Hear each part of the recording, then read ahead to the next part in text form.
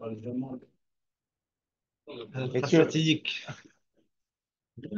messieurs, Erev Tov, bienvenue à tous. Serrez-vous, messieurs, et on a toujours de la place. Hein?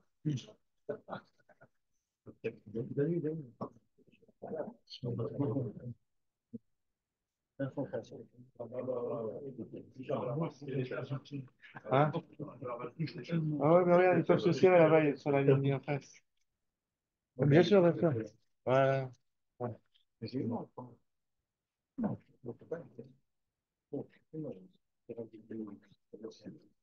Alors, nous allons étudier aujourd'hui le Perek Bet. Perek Bet.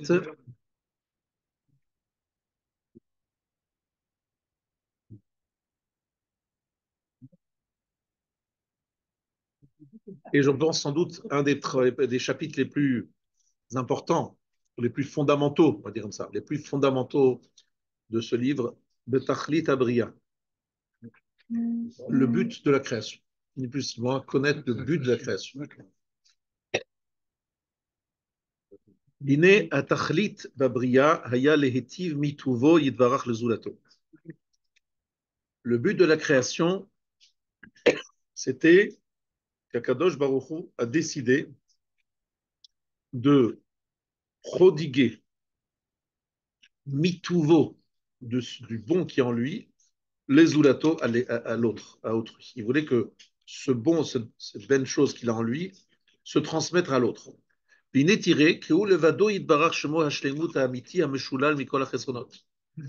Voit que il n'y a que lui qui est quelque chose de totalement entier, parfait, qui n'a aucun défaut. En shlemut acher kamo klal.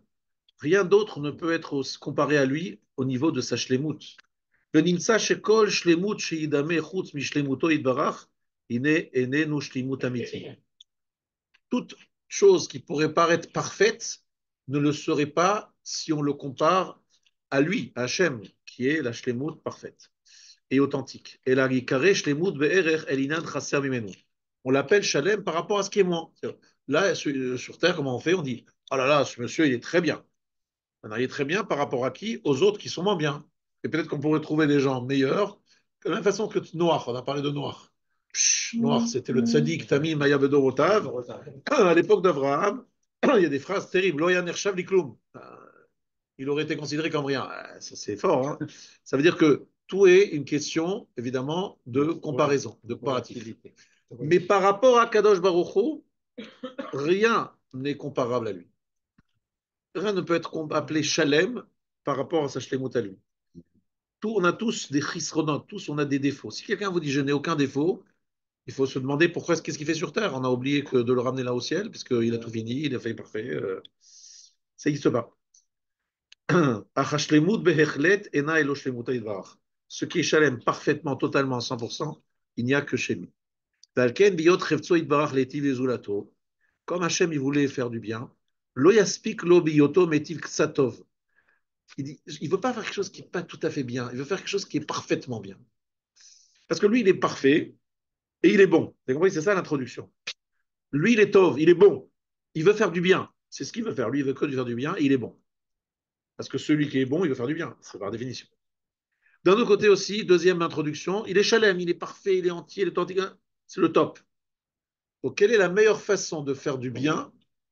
C'est de se lier le maximum à lui. C'est-à-dire, celui qui sera le plus attaché à lui sera le plus attaché à ce qu'il y a de parfait. C'est-à-dire, il n'y a pas de quelque chose de meilleur que lui, il n'y a pas quelque chose de plus parfait que lui. Donc, quelle est la meilleure chose à donner à quelqu'un? C'est de le mettre en contact entre cette chose-là et lui-même. C'est ça qu'on est en train de dire. Prenons une image pour que l'image soit plus parlante. Imaginons que voilà, il y a un roi. Un roi. Il est très, très, très fier de son sujet, très reconnaissant sur un de ses sujets. Qu'est-ce qu'il lui propose? Quelle est la reconnaissance du roi? On va prendre l'exemple du roi Shaoul envers David Amelech. David Amelech a débarrassé Israël de Goliath, ce géant qui blasphémait et qui faisait peur à toutes les armées d'Israël. et le petit Shaoul, un petit gringalet, David, le petit gringalet, avec un lance-pierre, il a eu raison de ce géant extraordinaire qui était Goliath. Qu'est-ce qu'il lui a dit, Shaoul? Shaoul lui a dit, je propose ma fille. Ben oui. Qu'est-ce qu'il y a de mieux pour récompenser un sujet du roi? C'est lui proposer de rentrer dans la famille du roi et de se marier avec la propre princesse. C'est pas un cadeau. Pardon? Ouais, c'est pas un cadeau. C'était pas un cadeau, c'était une sadéquette. Ouais, bah, Mais c'est pas. elle se moquait Comme ça, elle a fait un petit mot, une petite phrase déplacée, mais c'est pas, Comment? ne dis pas cette phrase, je n'accepte pas. C'est une sadéquette. Simplement, elle a eu une petite faute à la fin de sa vie, dans sa vie. C'est tout, c'est une petite faute, c'est pas grave. לא יסתפק חפצו הטוב, לא יסתפק חפצו הטוב ולא בהיותו מענה לזולתו בטוב ההוא עצמו, שהוא בו יתברך בצד עצמו, שהוא הטוב השלם והאמיתי. Il ne se suffira pas de donner un petit bienfait comme ça. Il faut quelque chose de parfait, d'énorme, de grand. Moi, j'ai vu ça, c'est pour ça que je vous ai plusieurs fois conseillé de lire ce livre de Rabbanim Kanevski, parce que on voit là-bas ce que c'est un vrai Baal Chesed. Un Baal Chesed, il donne sans limite. Quelqu'un vient, il a besoin de manger, on le sert, mais pas qu'on le sert juste ce qu'il faut. On lui donne encore. Et ce que je peux donner ici, non, il n'a rien demandé, mais on lui demande encore plus. Voilà, goûte ça. Cette volonté de donner, mais sans limite, sans limite. Et j'ai même vu une Mara dans Ta'anit qui dit qu'est-ce qui se passe si Akadosh Baruch Hu, lorsqu'on a demandé la pluie, pendant longtemps il n'y a pas eu de pluie, puis finalement il donne la pluie, et il donne, mais à la limite d'un moment trop de pluie, voilà, déluge. Est-ce qu'on a le droit de prier de limiter la pluie? Dire, non, c'est pas bien de prier pour limiter la pluie, c'est pas une bonne chose. On demande la pluie toute douce, Voilà. régulière, ça qu'on dit. Non, mais on n'a pas le droit parce que Hachem, il donne, effectivement, c'est sa façon de faire. Une fois il donne sans limite. Ça, c'est le Baal Chesed. Donc, Akadosh Baruch Hu, il est tov, il est bon, donc il veut donner sans limite. Est-ce que le sans limite est le tov? Et justement, alors l'homme n'est pas possible parce que l'homme, il est limité, ça veut rien dire. Donc, c'est pour ça, et là, j'introduis déjà ce qui va arriver par la suite. Sachar mitzvah behai alma leka. Vous connaissez cette phrase? Le salaire de la mitzvah, il n'existe pas dans ce monde. Il n'y a pas le salaire de la mitzvah dans ce monde. Pourquoi? Pourquoi on ne peut pas récompenser une mitzvah dans ce monde? Mais il a fait une mitzvah. Donne-lui de la richesse, donne-lui le kavod, donne-lui je ne sais quoi, tout ce que tu peux lui donner. Mais à ce moment-là, Kadosh Baruch Hu dit, mais attends, c'est quoi ça? Le kavod? L'argent? Mais c'est ridicule, c'est rien du tout, c'est Evel Avalim. Nous, on veut donner l'éternité, la dveku dans Kadosh Baruch Hu. Ça, c'est quelque chose qui a de la valeur. C'est ça une façon de récompenser. On ne veut pas donner des petits bonbons. Voilà, il a réussi une chose extraordinaire. On lui donne des petites, on lui donne voilà, 10 euros pour te récompenser. Non, on lui donne le meilleur. Must. Le must, exactement. Ouais.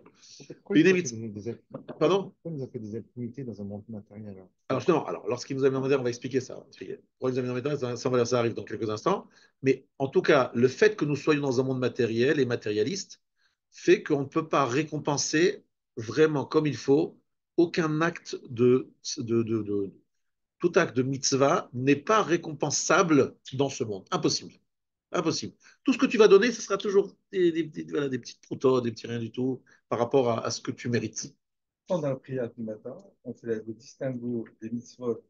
Alors voilà. Alors ce que vous voyez dans la prière du matin, c'est que vous avez Akeren Kayemet Olam Haba, le capital Olam Haba, mais l'usufruit est déjà perceptible. En général, on parle des mitzvot Ben Adam Lachavero. On te dit, si tu es sympa avec les gens, déjà dans ce monde, tu vas vivre un Gan Eden. Les gens, ils te disent, ah, t'es gentil, ils seront sympas avec toi, tu crées une ambiance.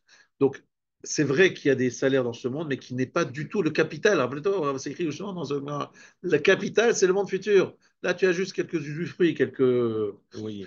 voilà, un petit quelque chose, un petit parfum de ce qui va venir.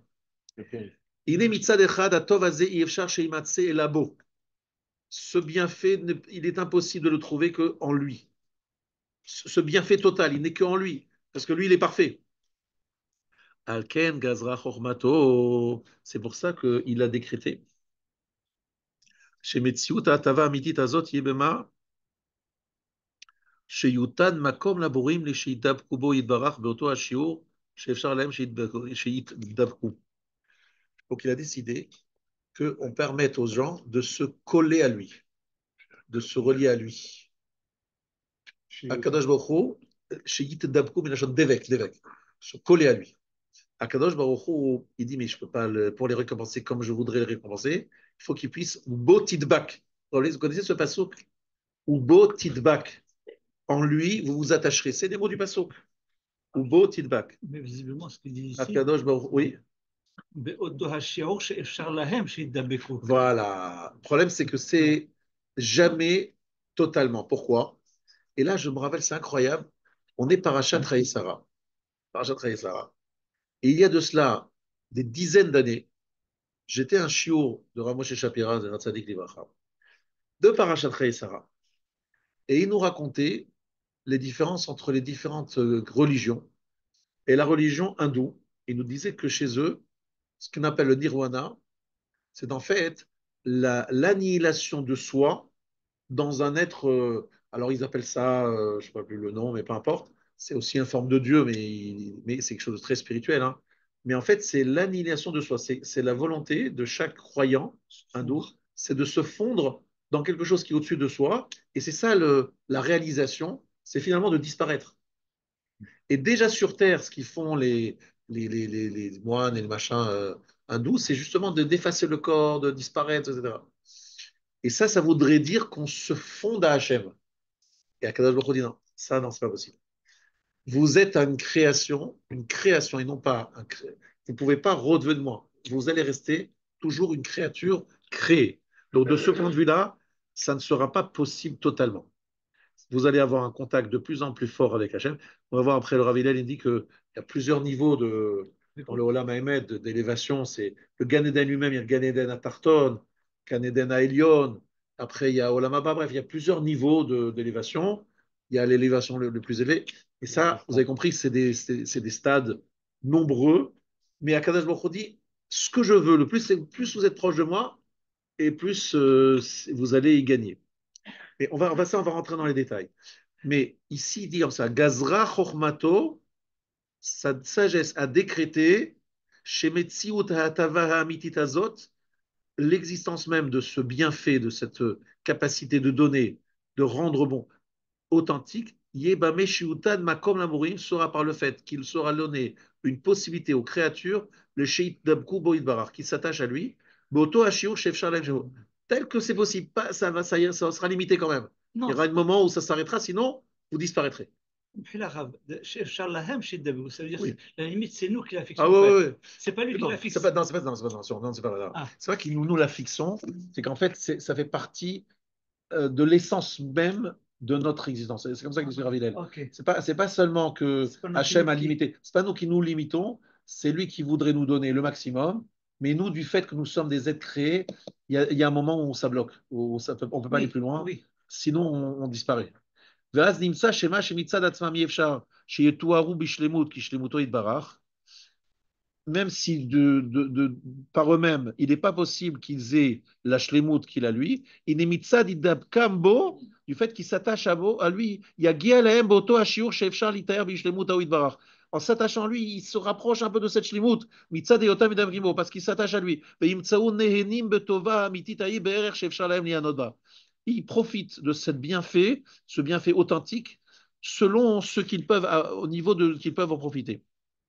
Alors, là-dessus, donc j'ai vu beaucoup de commentaires de Rav Hillel, c'est pour ça que je vous explique et je vous traduis ce qu'il dit, parce qu'il faudrait, c'est long un peu le développement, mais il dit la chose suivante, il faut d'abord savoir que le terme utilisé pour Akadosh Baruch Hu, c'est Ensof. Ensof, ça veut dire il n'y a pas de fin, c'est illimité. Ça veut dire que c'est Hachem, il n'y a pas de limite. Voilà, Ensof. Donc déjà, Akadosh Baruch Hu, Ensof, s'attacher à lui, ça ne veut pas dire grand-chose, quoi. Parce qu'on est des êtres limités, quoi. Et vous avez compris pourquoi on dit qu'Akadosh Baruch Hu, il est Ensof. Parce que si vous dites qu'il est un sof, c'est qu'il y a autre chose, quoi. Après, il se termine quelque chose, il y a autre chose qui commence. Et chez lui, il remplit tout le monde, il Ensof. Il est, voilà. C'est très difficile à imaginer. Et de toutes les manières, ça n'est pas notre rôle de l'imaginer, de le comprendre. Parce que c'est pas, on n'est pas programmé pour ça, comme j'ai expliqué plusieurs fois. Comme Dieu n'est pas matière, il n'est pas en fait temporalité. Donc il n'y a pas de matière, Voilà. pas de temporalité. Il est hors espace, hors temps, et c'est lui qui a créé la notion de la limite. Exactement. Tout ça, c'est une création Bereshit. C'est quoi Bereshit? C'est la création du Réshit, du début, du commencement. C'est la création de l'espace-temps. début, fin, commencement, ça ne veut rien dire là-bas, ça ne veut rien dire. Mais c'est vrai que dans le cerveau, c'est difficile à imaginer que cette fois, ça veut rien dire. Quelle heure il est là-haut, là, maintenant? Qu'est-ce que ça veut dire? Ils sont en quel moment, là? Ils sont en l'an 5793 ou ils sont... Mais non, ils sont pas... C'est pas possible. Il n'y a pas de traduction dans notre cerveau. Donc, c'est ça le problème. C'est que d'un côté, il est end-soft et donc ce n'est pas limitable, ce n'est pas définissable. Par définition, il est indéfinissable. Par définition, il est indéfinissable. Donc, ça, c'est une première chose. Maintenant, quand même, Akadosh Baruch Hu, il a voulu nous donner une notion de ce que sera le Olam Haba. Ici, on a compris quelque chose, que le Olam Haba, ça sera quoi? Ça sera une relation très proche avec lui. Alors, ça, c'est sûr. Et pourquoi cette relation très proche? Parce que le fait de se relier avec lui, c'est accéder à quelque chose de parfait, de ce qu'il y a de meilleur dans ce monde. Ça, on a compris. Maintenant, nous ne devons pas disparaître. C'est ça qui est très important. Nous ne devons pas disparaître. Je vous ai dit que dans Khaïsan Zadil Rav, c'est pas, on n'est pas des hindous. On explique qu'on existe. Et du fait qu'on existe, automatiquement, ça réduit notre dimension. Ça sera limité parce qu'on sera toujours limité. Mais beaucoup moins que maintenant. Là, on est dans un corps qui nous limite énormément. Là, on sera plus limité. Maintenant, Venimtsa Heyot Kavanato Yidbarach Shemo. Donc, il se trouve que son intention, qu'il soit béni, Babria Shebara, dans la création qu'il a créée, Livro Misheyi Nene Betuvo Yidbarach, Boto Aderer Shevchar Shenebo. Donc, de créer quelqu'un qui pourra profiter de son bienfait selon le chemin qu'il pourra profiter. Ça veut dire qu'en fait, tout l'ADN de la création, c'est Chok Atov Leitiv. Hachem nous veut du bien. Et ça, c'est fondamental. Ça veut dire que c'est impossible d'entendre une phrase qui remettrait en question ce principe. Il n'est pas possible qu'il arrive quelque chose sur Terre où il n'y ait pas l'effet de la bonté divine, que ce soit l'effet de sa bonté. Alors même des choses qui sont terribles, même choses qui sont terribles, qui font des souffrances, etc., c'est sûr qu'il y a un calcul, d'une certaine façon, où on est gagnant. Malgré l'horreur que peut-être des gens ont vécu, etc., il faut qu'à un moment, on dit c'est pour le bien. C'est tout, c'est pour le bien. Gamzolo Tova, c'est le bien, c'est surtout le bien. Alors il faut pouvoir le comprendre. Pour le comprendre, il faut voir les choses d'une façon très large. Mais on ne peut pas le dire aujourd'hui, ça nous a du mal à le ressentir. Mais on doit le croire. Akol Tov, tout est pour le bien, tout est pour le bien, tout est pour le bien. Il n'y a rien qui est pour le mal. Pardon?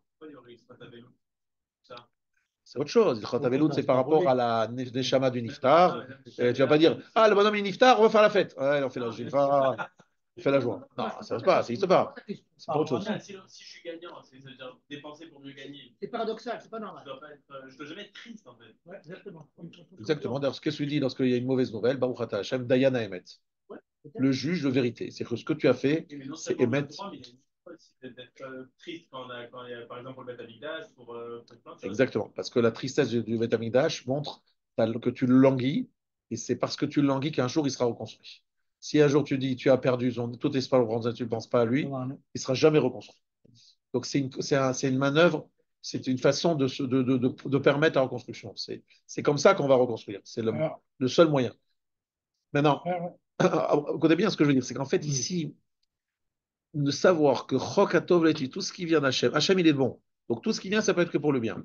Et de savoir que nous devons, pour recevoir une vraie salaire, nous attacher à lui, ça c'est l'élément fondamental de notre histoire. Ensuite, je vous rajoute quelque chose que le Ramchal dit ailleurs. L'onivra Adam et là les notes misif shrinato. Et là les itaneg à Hachem et les notes misif shrinato. L'homme a été écrit, voilà. Quelqu'un, vous sortez dans la rue. Il y a quelqu'un qui vous a dit, vous êtes juif? Oui, je suis juif. Dites-moi, sur un pied, c'est quoi le but de l'homme sur terre selon le judaïsme? Vous lui dites, vous les répétez comme ça. Le Ramchal, Rabbeinu Moshe Chaim Musato, il a résumé ça en une phrase.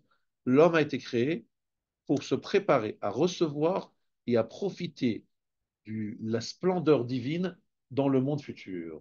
Il va vous prendre pour un fou. Il va peut-être vous envoyer rapidement une camisole de force, Satan. Mais en fait, vous avez dit exactement le émet. Et pour arriver à cela, il nous met dans un monde un peu galère. Et ça, il faudra leur expliquer pourquoi. Ça va être la suite, puis jour. Mais c'est ça le but. Donc, maintenant, l'école les Tova, c'est voilà. uniquement dans le Olam Haba. Alors, Ah oui, non, mais ça c'est certain. C'est pas le Chidouj Rambral. Qu'il y ait un bienfait autre que l'Olam Haba, tout ce qu'on aura comme bienfait ici, c'est très, très, très, très limité. C'est vraiment, vraiment. Ouais. Même Olam Anshamot, même le Gan Eden. C'est le Même le Gan pourboire. Eden, C'est le c'est pourboire. réduit, c'est très C'est le réduit. pourboire. C'est Olam Haba qui est Olam As-Sachar, Olam Agmoul, l'endroit où on reçoit le salaire, ça c'est le but final. Ça, c'est sûr. Un juif, il se prépare pour Olam Haba. Tout le reste, c'est secondaire. En plus, enfin, Rav Steinman, il nous dit toujours, le kavod, c'est important, le kavod, c'est très important, le kavod. On cherche tous du kavod. Mais il dit c'est très important dans le monde futur. Que lorsque tu arrives là-bas, les gens ils fassent du kavod. Ça, c'est important. Pourquoi? Parce que c'est le vrai kavod qu'on donne à des choses qui sont vraies et amitiotes. Alors qu'ici, on se suffit d'un kavod médoumé, d'un kavod imaginaire, factice, des gens qui font des calculs, qui vous honorent pour gagner votre bienveillance, etc. C'est que du sheker. Le vrai kavod, c'est celui qu'on donne aux tzadikim dans le Olam Haba à cause de toutes les mitzvot et grâce à toutes les mitzvot qu'ils ont fait. Ça, c'est le vrai kavod. En kavod et la Torah. Mais alors, les goïms, comment ils font? Les goïms, c'est pas le sujet. Olam gazra chormato. Non, mais les goïms, ils ont une neshama, ils ont aussi un olam haba. Olam gazra chormato. Sheliyot atov shalem. Raou sheyanene bo baal atov haou. Alors voilà, ça c'est une phrase qui demande un peu de réflexion. Gazra chormato. Je suis dans la lettre bet du perek bet. Ve'ulam gazra chormato. Sa chorma a décrété. Sheliyot atov shalem. Pour que le tov, le bienfait, soit parfait. Raoui shiyanenebo ba'alatovahu. Il convient que celui qui en profite soit lui-même le propriétaire de ce bienfait. Perouche. Mi sheikne atov be'atzon, celui qui l'acquiert lui-même, par lui-même. Velo mi sheitlave lo atov beder mikrae. Et pas celui qui se trouve accompagné par le bienfait, par hasard, entre guillemets. Par opportunité. Ça veut dire qu'en fait, si vous voyez quelqu'un dans la rue et vous lui dites, j'ai craqué, je vois que tu es dans une difficulté très grande, je craque, je prends sur moi, je te soutiens 100% jusqu'à son dernier jour, gratuitement. Je te donne, je te demande rien. La personne va être très heureuse a priori, mais moins heureuse que si on lui dit, je te donne un poste à vie, tu travailles de telle heure à telle heure, tu gagnes ta vie honorablement grâce à un travail. Bizarrement, il sera plus heureux d'être rémunéré pour un travail que d'être soutenu pour à ne rien faire. Et on sait tous très bien comment, si vous voulez vous débarrasser d'un employé et vous êtes chef d'entreprise, vous lui donnez un travail placard. Vous lui dites, s'il te plaît, ne fais rien, s'il te plaît, ne fais-moi plaisir, ne fais rien, mais je te paye quand même à la fin du mois. Ah là là, tu t'oublies pour ne rien faire, tu ne sers à rien, tu ne sers à rien. Et tu répètes ça du matin au soir, tu ne sers à rien, mais tu es payé. À un moment, c'est très efficace psychologiquement. La personne dit, je démissionne, et elle demande un licenciement. C'est sûr que Voilà. je ne sais pas savoir en fait dans l'entreprise moderne aujourd'hui, comment tu appelles qui sont payés ne rien faire du tout, du tout, du tout. Voilà. Pendant des années. Voilà. Des années. D'accord. Alors, Des parasites. des parasites. C'est sûr que ça existe. Et Alors, parfois, il normalement, des êtres normalement constitués sont censés avoir une certaine gêne à recevoir sans mériter. J'espère que ça existe encore des gens comme ça. En tout cas, être lui-même le Baal Hator ici, ça veut dire quelque chose. Alors, ici, le Rav, il explique de façon. Rabodai, s'il vous plaît. Et ici, le Rav, il dit quelque chose de très important, le Rav Hillel. C'est que être le Baal Hator, c'est-à-dire le maître du bienfait, ça veut dire quoi? Je vous ai expliqué de très nombreuses fois que le Olam Haba n'est pas ce que nous voyons et ce que nous ressentons aujourd'hui lorsque nous sommes récompensés. Si nous avons bien travaillé, à la fin du mois, on reçoit une prime, on reçoit une somme qui rentre en virement dans un compte. Là-bas, c'est pas du tout une sorte de ah, tu étais un bon élève, tu as bien fait ce qu'il fallait sur Terre, alors je te donne quelque chose qui n'a aucun rapport avec ce que tu as fait. Non, je transforme ce que tu as fait en quelque chose qui t'apporte un bien-être. Ça veut dire que, prenons un exemple très simple, j'ai étudié une heure au shiur de Rav Gay, après 120 ans, ce shiur se transforme en mitzvah, donc mitzvah, en un halo de lumière. J'ai du mal à trouver les mots. Hein, bon. En tout cas, cette maaseh mitzvah se transforme en quelque chose qui me donne un bien-être de cette mitzvah-là. Cette mitzvah-là me donne un ah, qu'est-ce que je me sens bien de cette mitzvah. C'est comme si je revivais le shiur et que je ressentais un plaisir incroyable de passer une heure d'étude. Voilà. C'est ça le Olam Haba. Donc, celui qui reçoit le Olam Haba, il sent qu'il reçoit ce qu'il a fait. Exactement ce qu'il a fait se transforme en un monde qui lui donne du plaisir. Alors, je vous ai dit, mais c'est pas vrai. On vient de dire que c'est la Dvekut Bachem. Alors, comment ça va ensemble? Vous me dites, la mitzvah que j'ai faite apporte un bien-être, et je vous ai dit que c'est se coller à Hachem qui apporte un bien-être. Est-ce que c'est compatible? Oui, Bien oui. sûr, C'est le mitzvah. C'est qui le Metsuvé? C'est qui le donneur Oui, de alors la là, Hachem? c'est un peu difficile à imaginer, mais ça veut dire que le fait d'avoir fait la mitzvah, je vais essayer de trouver une image, parce que c'est dur, hein, le Olam Haba, c'est pas quelque chose qui est perceptible par les êtres humains, c'est très loin de nous, mais ça veut dire la chose suivante. Le fait d'être dans le cas, dans une mitzvah, me met sous l'aile d'Hachem. J'ai été à ce moment-là dans une connexion avec Hachem. Cette connexion avec Hachem me donne un bien-être, mais qui prend la coloris de cette mitzvah. Vous voyez ce que je veux dire? C'est ça qu'il faut bien comprendre. Par exemple, prendre un exemple très simple. On a tous fait Arvit maintenant. Il y a des gens qui ont fait un Arvit avec beaucoup de kavana, d'autres avec zéro kavana, d'autres avec 50% de kavana. On est bien d'accord qu'arrivé dans le monde futur, on ne recevra pas la même chose selon l'effort que nous avons produit pour faire ce Arvit. Ce ne sera pas le même Arvit.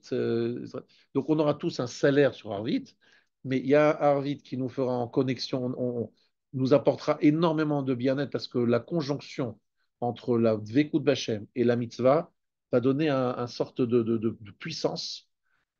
Je ne trouve pas les mots pour trouver une image, même sur Terre, qui corresponde, mais qui donne l'afflux divin plus la mitzvah, ça crée un halo de lumière qui me donne un plaisir incroyable.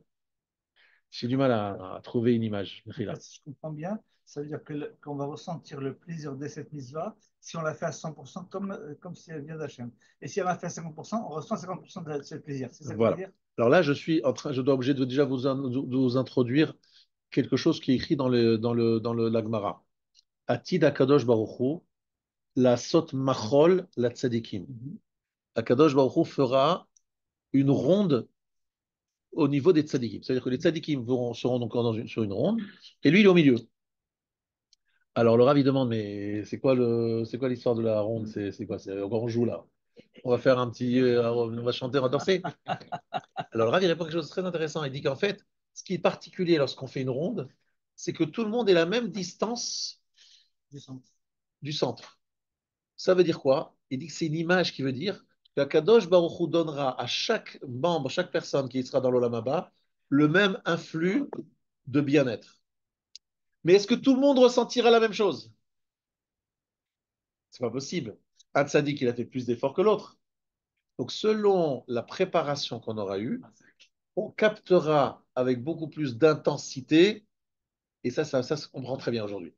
Quelqu'un qui a fait, moi je prends un exemple très simple. Il y a un chiour du Gaon de Vina. Le Gaon de Vina, il ressuscite, il se lève, il dit voilà, je viens à l'Ève, je donne un chiour.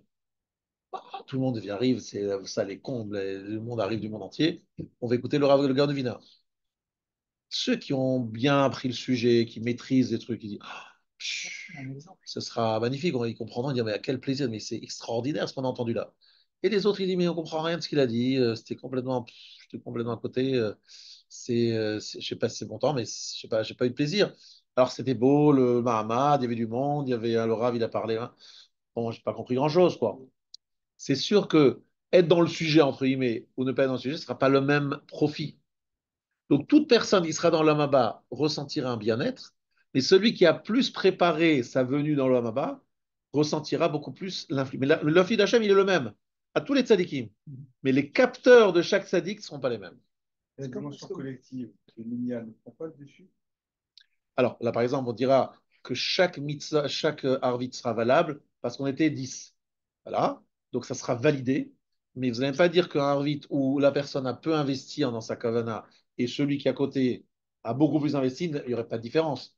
Tout est validé, tout a une validation, mais il y aura une différence.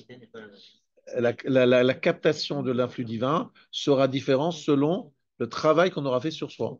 Finalement, on a l'exemple avec Yoshua et Moshe Rabbeinu, les Ékénim et Moshe Rabbeinu. Exactement, Cette histoire. exactement. Lorsqu'un Moshe Rabbeinu il parle, donc évidemment, Yoshua il a une compréhension différente. Chacun il a une préhension différente. C'est évidemment en fonction de la préparation. Donc, je vais donner l'exemple d'un cours. C'est quelqu'un qui est préparé à fond dans le shiur, il a tout vu avant, il est à fond dans le sujet, ben, il profite plus que celui qui était, bah voilà, c'est tout, c'est quelque chose de simple à comprendre. Oui, mais on ne met pas dans le même, dans la même équité, entre guillemets. Il y en a qui ne auront préparé le cours parce qu'ils sont nés dedans, d'autres qui n'auront pas Alors, préparé. très bonne Donc, question. Et la réponse, c'est là-bas, on regarde les efforts. On récompense les efforts, pas le résultat. Au niveau des efforts, on est tous égaux. Parce que peu importe où tu es, là où tu as fait les efforts, on évalue la somme d'efforts. Voilà. Donc là, on est égaux. Ça n'a aucun rapport avec le plaisir qu'on prend à faire une mitzvah aujourd'hui. Alors aujourd'hui, le plaisir qu'on fait en mitzvah, c'est un nécessaire. C'est écrit simcha shel mitzvah. Il faut faire avec joie et ça fait partie encore en plus de la shlemut de la mitzvah. Tu mets plus de cœur, etc. Mais ça, c'est pas encore le salaire. Aucun rapport avec le salaire du Olam Haba. Aucun rapport. Alors, donc, le Rav nous dit Gazra Chochmato, chez Liot Tov Shalem, pour que le Tov soit complet, il faut qu'on soit Baal à Tov, qu'on se sente le maître, que c'est nous qui avons créé ça par nous-mêmes, mais pas quelque chose qui nous est donné comme ça, par hasard, qui ne correspond pas à notre nature profonde. Vetiré chez Zenikrak Sat Iddamut Beshiur chez Efshar al Shlemuto Idbarach. Ça fait qu'on ressemble un peu à sa shlemut. Kinehu Idbarach Shemo Shalem Beatzmo Velo Bemikre. Lui-même, il est Shalem par lui-même, pas par hasard. Et la mitzad amitat inyano muchar bo shlemut. Chez lui, la shlemut, elle est obligatoire. Et les manquements, les défauts sont totalement absents de chez lui. C'est pas possible d'arriver à son niveau si on n'est pas Hachem. Que le fait même d'exister efface nos manques et nous rende Shalem. Mais ressembler un petit peu à cela, ça arrive chez le Fachot, qu'au moins ce soit lui qui acquiert la Shlemut. Ça veut dire qu'il faut que lui-même soit le balabait, que lui-même fasse les efforts qu'il fait pour que lui chasse les efforts, le manquement, Shayou et Sharimbo qui auraient pu être chez lui. Maintenant, je vais vous dire quelque chose d'autre aussi. Euh, j'ai eu d'autres explications qui expliquaient ce Derech Hashem. Il disait qu'en fait, quelqu'un qui est tout le temps, qui n'a aucun problème à recevoir, c'est-à-dire qu'il prend sans problème. Il dit voilà, j'aime bien les cadeaux, j'aime bien profiter, j'aime bien se dire. C'est un hôtel, quelqu'un qui est un preneur, qui prend. Celui qui est gêné de recevoir, en fait, c'est un hôtel. Lui, il aime bien donner, il n'aime pas prendre, il aime donner. Et donc, c'est une nature qui ressemble à celle d'Hachem. Hachem, il est tov ou métive. Hachem, il prodigue des bienfaits. Eh bien, celui qui veut s'attacher à Hachem, il faut qu'il soit comme lui. Comme Hachem, il donne, toi aussi, tu dois être un donneur. Mais si pour toi, tu n'as aucun problème de recevoir et de profiter, c'est que tu n'es pas un donneur, tu es un preneur, tu es un profiteur. Donc si tu es un profiteur, tu n'es pas un donneur. Et si tu n'es pas un donneur, tu n'es pas le même niveau qu'Hachem, tu n'es pas compatible avec Hachem. Hachem, c'est un donneur. Toi, tu n'es pas un donneur, toi, tu es un profiteur. Donc comment tu veux avoir un lien avec lui? Pour être s'accrocher totalement à lui, il faut lui ressembler un peu et lui ressembler dans sa nature. Donc c'est un travail qu'on doit faire sur nous. Et ça, c'est le plus difficile travail que nous avons tous. Nous avons tous un problème d'égocentrisme terrible. Et donc Hachem nous force dans la... C'est incroyable comment le mariage nous oblige à sortir de notre égocentrisme, comment les enfants nous obligent à sortir de notre égocentrisme, comment le travail nous oblige. Bref, à tous les moments, on est sollicité pour sortir de nous-mêmes. Dans une communauté, on est obligé de sortir de sa petite vie, etc., de penser aussi au Tzibour. Comment Akadosh Baruch Hu, le 7 octobre, nous oblige à penser à Israël, etc. Bref, toutes sortes de choses qui font on sort un peu de notre parce que sinon on est des notlim, on est des preneurs, alors qu'Hachem veut qu'on soit des notlim, parce que lui-même c'est ce qu'il fait. Maintenant, je vous dis quelque chose de très important. Là, j'ouvre ici un livre qui s'appelle Re'emuna. Re'emuna, c'est un livre de Ramoshe Shapira. Et lui, il dit quelque chose de très important. Et je voudrais vous poser la question avant de donner la réponse. J'ai envie de savoir si vous faites l'erreur ou pas. En od milvado. Je vous donne d'abord la lecture du passage. Veyadata hayom, tu sauras aujourd'hui. Vashevota elvavecha, tu l'installeras sur ton cœur. Ki Adonai hu ha-Elohim, bashamayim al, valaretz mitachat en od. Donc, il est Hachem, le Elohim, le Dieu bashamayim dans le ciel, en haut, valaretz mitachat, et sur la terre en bas. En od. En od, ça veut dire quoi? Il n'y a rien d'autre. Alors, qu'est-ce que tu traduis? Il n'y a rien d'autre. C'est-à-dire, qu'est-ce qui veut dire qu'il n'y a rien d'autre? Une autre que lui, au-dessus. Moi, je dirais elle est bien.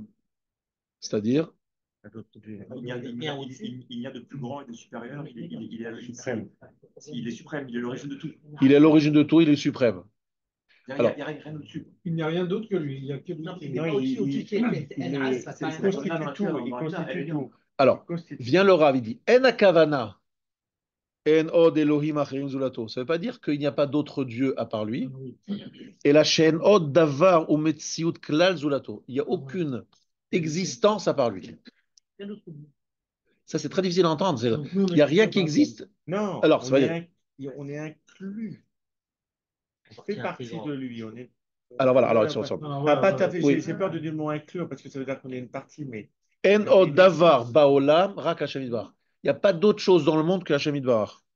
C'est la dracha de Shabbat Agadol du Maharal de Prague. Dracha de Shabbat Agadol du Maharal de Prague, il a dit En od davar baolam rak Hashem yitbarach. Il n'y a pas d'autre chose dans le monde qu'Hashem. Ça veut dire quoi? Il n'y a pas d'autre chose dans le monde qu'Hashem. Hashela iketzad achnu nimtzaim. Alors comment on existe, Ah, nous? voilà. Are המציאות הוא האחד היחידה, היא מציאותו, il n'y a que lui. והעולם ישנו במציאות שלו. איך אם כן יש מקום לעולם כולו? Mais où est la place du monde s'il n'y a que lui? C'est ça la question qui se pose à tous ici. Et là, שהדבר ברור, שכל נמצא קיים מאחר והקדוש ברוך הוא רוצה בו. Ça, c'est très important. C'est qu'il y a la volonté d'Hachem. Hachem, il veut que nous existions. Donc, en fait, nous existons par sa volonté. Et lui et sa volonté, ça il explique par la suite, c'est une seule chose. Lorsqu'on dit sa volonté, lui, etc., c'est une seule chose. En clair, dans ce qu'on veut dire, j'existe parce que Hachem, il veut que j'existe. Donc, je n'existe que parce qu'il existe lui. Parce que s'il ne voulait pas, je n'existerais pas. Donc, il n'y a que lui. Il n'y a rien d'autre qui existe à part lui. Toute autre chose qui existe, c'est seulement l'effet de sa volonté. C'est pour ça qu'on peut prier, on veut dire Yehi Ratson. Et Ratson. Toute la notion de Ratson, tout est dépendant de sa volonté. Et ça, c'est important de bien le comprendre. Parce que, par exemple, vous avez vu ce Shabbat, Sodome et Gomorrhe, Sodome et Amora, il n'en veut pas. En quelques instants, ça se transforme en. Il n'y a plus personne. Il n'y a plus rien. C'est bruit. Maboul, ça le dérange. Hop, en très peu de temps, il n'y a plus rien. D'accord. Dorénoche, je n'aime pas. Il y a le tsunami, hop, un tiers de la population mondiale qui disparaît. Israël, même si. Korach, il est là, hop, tout coup, il est plus là. Ça y est. Alors, dans ces cas-là, Ils avaient la main, c'est Israël. Un miracle. c'est important, hein. La Shoah, 6 millions par disparu. Non, mais c'est vrai, non? Alors, 2 secondes. Je suis embêté quand tu dis. Bah justement, c'est très important. Lorsque les gens te disent où était Dieu dans la Shoah, tu dis il était là à 100% et tout ce qui s'est passé, c'est passé par sa volonté. C'est quoi sa volonté? Évidemment. Et c'est lui qui a donné la force à Hitler, Imarshmo Vezicho, c'est lui qui a donné la force aux nazis, c'est lui qui a donné la force à tous ceux qui ont fait du mal à Israël. Rien ne peut se faire sans sa volonté. C'est-à-dire que Voilà. là, ça disparaisse. Alors, donc c'est bien ça, c'est clair. Après, tu me dis, mais comment c'est possible qu'Hachem il ait voulu ça? Là, tu poses une question qu'il faut répondre. Pourquoi Hachem il a voulu ça? Et ça, j'ai pas le droit de répondre parce que je ne suis pas dans les chaudrons d'Hachem pour dire ça Kavada. Mais ne dire qu'il n'a pas voulu, que c'est fait malgré lui, qu'il n'était pas là, qu'il était absent, c'est pas possible. Par définition, c'est impossible. C'est ça que je voulais expliquer. Il n'y a rien qui peut se dire, qui peut être, à part se faire sans sa volonté. Donc ça demande En-Od. C'est ça, En-Od.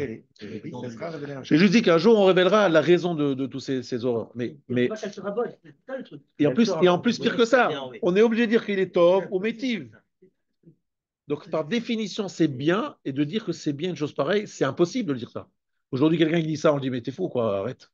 Il y a eu Israël, c'est la création d'Israël. Oui, mais on aurait pu imaginer autrement. Hein. Oui. Tu as raconté une fois une anecdote d'un monsieur qui a perdu un fils qui était un grand rave Ouais. et qu'il a mis du temps avant de sortir de la pièce parce que les anciennes fois qu'il était convaincu lui-même que la mort de son fils était bonne quand même. Exactement.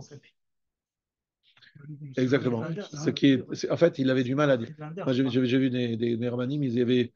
C'est Baruch Dayan Haemet. Il faut le dire avec la même conviction que Atov Ametiv. Quelqu'un vient d'avoir un enfant. Il vient de perdre un enfant, il dit Baruch Dayan Haemet en étant sincère. C'est extrêmement difficile. Et donc c'est pour ça qu'il n'a pas fait tout de suite, parce qu'il fallait qu'il se prépare. Mais bon, c'est des chez Avec sa fille. avec sa fille. Qui ça? Parfait, travailler sur le Ramchal. Restez-moi Bien. 5 minutes. Non, tout ça, c'est des choses difficiles à entendre, même difficiles à ressentir, difficiles à appréhender. Mais nous sommes aujourd'hui dans les définitions très froides des choses.